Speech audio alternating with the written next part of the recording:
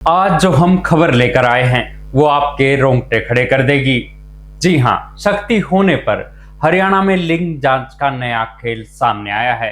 बेटे की चाहत में विदेश जा रहे हैं दंपति। एसटीएफ की 9 जिलों पर नजर।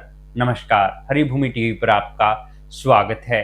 आज हम बात कर रहे हैं एक बेहद गंभीर और चौंकाने वाले मुद्दे पर, जो हमारे समाज की सोच और आधुनिकता पर एक बड़ा सवाल खड़ा करता है। हम बात कर रहे हैं हरियाणा की, जहां सरकार की सख्ती के बाद अब बेटे की चाहत रखने वाले लोग विदेशों का रुख कर रहे हैं। हाँ, आपने बिल्कुल सही सुना। नेपाल, श्रीलंका और थाईलैंड जैसे देशों में भारतीय दंपति भ्रूण लिंग परीक्षण कराने के लिए जा रहे हैं। ये एक ऐसा खतरनाक चलन है जो न केवल हमारे कानूनों को चुनौती दे रहा है, बल्कि समाज में बेटियों के प्रति पूर्वाग्रह को और भी मजबूत कर रहा है। हरियाणा सरकार ने पिछले कुछ सालों में लिंगानुपात सुधारने के लिए बड़े कदम उठाए हैं। बेटी बचाओ बेटी पढ़ाओ अभियान के तहत पड़ोसी राज्यों जैसे पंजाब, उत्तर प्रदेश, राजस्थान और दिल्ली में चलने वाले अवैध लिंग जांच सेंटरों पर लगातार कार्रवाई की जा रही है। इसका नतीजा ये हुआ कि इन राज्यों में लिंग जांच का गिरोह कमजोर हो गया है। इसी कारण जिन लोगों को बेटा चाहिए वे अब नया रास्ता खोज रहे हैं।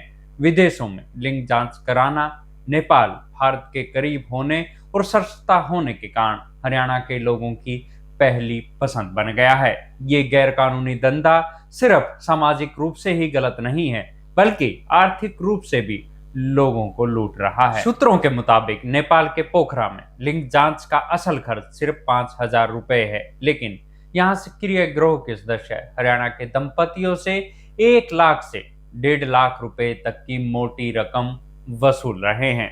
अगर कोई दंपति श्रीलंका या थाईलैंड जाना चाहता है तो ये गिरोह उनसे 3 लाख रुपए ले रहे हैं।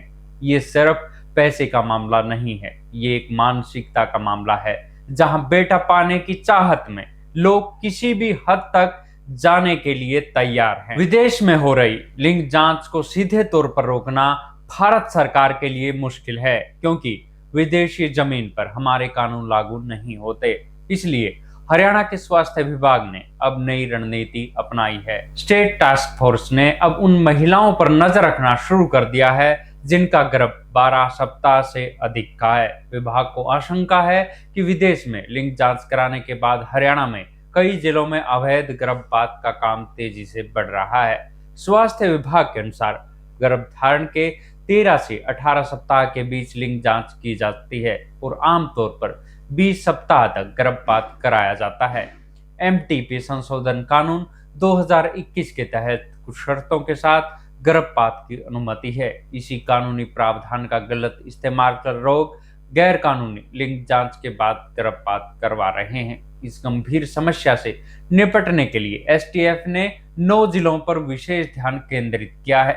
इनमें सिरसा, सोनीपत, हिसार, करनाल, अंबाला, चरखी दादरी, भिवानी और पलवल शामिल है। इन जिलों में अब तक गर्भपात के करीब 125 मामले दर्ज किए जा चुके हैं। विभाग के अतिरिक्त मुख्य सचिव सुधीर राजपाल ने अधिकारियों को कड़ी फटकार लगाई है और एमटीपी किट बेचने वाले होलसेलर्स और सेंटरों की कड़ी निगरानी के निर्देश दिए हैं।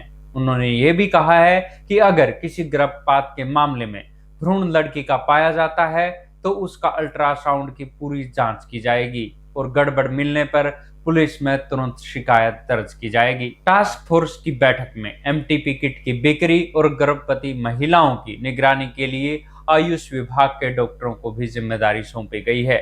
उन्हें अपने अपने क्षेत्र के लोगों में यह सुनिश्चित करने को कहा गया है कि 12 सप्ताह से अधिक गर्भ वाली कोई भी महिला अवैध गर्भपात ना कराए। ये सब कुछ ऐसे समय में हो रहा है जब हरियाणा में लिंगानुपात में सुधार देखने को मिल रहा है। पिछले 10 सालों से चल रहे बेटी बचाओ बेटी पढ़ाओ अभियान का असर अब दिखने लगा है। पिछले साल 31 अगस्त को लिंगानुपात 901 था, जो इस साल 31 अगस्त 2025 को बढ़कर 907 हो गया है। ये आंकड़ा एक उम्मीद जगाता है कि सरकार की कोशिशें सही दिशा में हैं, लेकिन जब तक बेटे की चाहत की पुरानी सोच समाज में हावी रहेगी, तब तक ये लड़ाई जारी रहेगी। हमें इस सोच को जड़ से मिटाना होगा और हर कीमत पर बेटियों को बचाना होगा।